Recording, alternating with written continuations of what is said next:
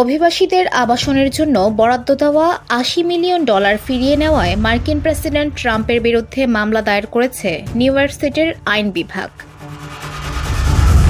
স্থানীয় সময় শুক্রবার বিভাগটি ম্যানহেটনের ফেডারেল আদালতে এ মামলাটি দায়ের করেন। অবৈধ কার্যকলাপের উদ্বেগের কথা উল্লেখ করে ট্রাম্প প্রশাসন তহবিল পুনরুদ্ধার করেছে, কারণ তারা এই কর্মসূচির ওপর কঠোর ব্যবস্থা নিতে চায়। এটি কংগ্রেস দ্বারা অর্থায়নকৃত এবং federal emergency management agency FEMA দ্বারা পরিচালিত। ধুলো, ময়লা ও ক্ষতিকর ধূলিকণা থেকে নিমিষেই মুক্তি দেয় চৌধুরী এয়ার পিউরিফায়ার। এর শক্তিশালী সাকশন ঘরের কোনায় কোনায় লুকিয়ে থাকা সকল ধুলা টেনে ফিল্টার করে এবং বের করে আনে নির্মল ও স্বাস্থ্যকর হাওয়া। মামলায় বলা হয়েছে, 4 ফেব্রুয়ারি নিউ ইয়র্ক সিটির কেন্দ্রীয় ব্যাংক অ্যাকাউন্টে ফেডারেল সরকার $80.5 মিলিয়ন পাঠিয়েছিল। গত 11 ফেব্রুয়ারি কোনো পূর্বাভাস ছাড়াই তা ফেরত নেওয়া হয়। চলতি মাসে ইলন মাস্ক এবং সামাজিক যোগাযোগ মাধ্যমে প্রচারিত পোস্টের কারণে কর্মসূচিটি বিতর্কের মুখে পড়ে। এরপর প্রশাসনিক কর্মকর্তারা তহবিল প্রদান স্থগিত করার ঘোষণা দেন। মামলায় উল্লেখ করা হয়েছে, কোনো বৈধ প্রক্রিয়া ছাড়া অভিযুক্তরা এখানে যা করেছে তা পূর্বে অনুমোদিত অনুদান তহবিল ফেরত নেওয়ার অনুমতি দেয় না। বিশেষ করে যথাযথ নিয়ম, অনুদানের শর্ত ও শর্তাবলী অনুসরণ করা উচিত ছিল।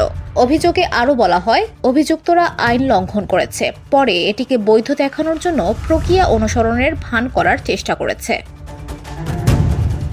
এর আগে দক্ষিণ সীমান্তে অভিবাসন বাড়ার পর কংগ্রেস 2019 সালে shelter and services program SSP অনুমোদন করে। এটি ফেমাকে অভিবাসীদের সহায়তায় কাজ করা অলাভজনক সংস্থা ও স্থানীয় সরকারগুলোর জন্য অনুদান প্রদান করতে সক্ষম করে। এই অনুদান খাদ্য, পরিবহন, প্রাথমিক চিকিৎসা এবং আশ্রয়ের খরচ কভার করতে পারে।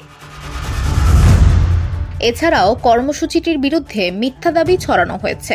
এটি দুর্যোগে ক্ষতিগ্রস্তদের জন্য নির্ধারিত তহবিল থেকে অর্থ সরিয়ে নিচ্ছে, যেমন নর্থ ক্যারোলিনায় হারিকেন হেলেনের শিকারদের ক্ষেত্রে। তবে SSP হল ফেমার প্রধান দুর্যোগ ত্রাণ তহবিল থেকে সম্পূর্ণ আলাদা একটি তহবিল।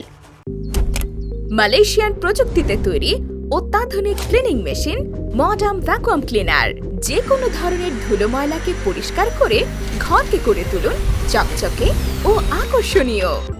Modem, brand of luxury. শুক্রবার মামলাটি ম্যানহেটনের ফেডারেল আদালতে নিউ ইয়র্ক সিটি আইন বিভাগ দ্বারা দায়ের করা হয়, যা শহরের আইনি বিষয় পরিচালনা করে।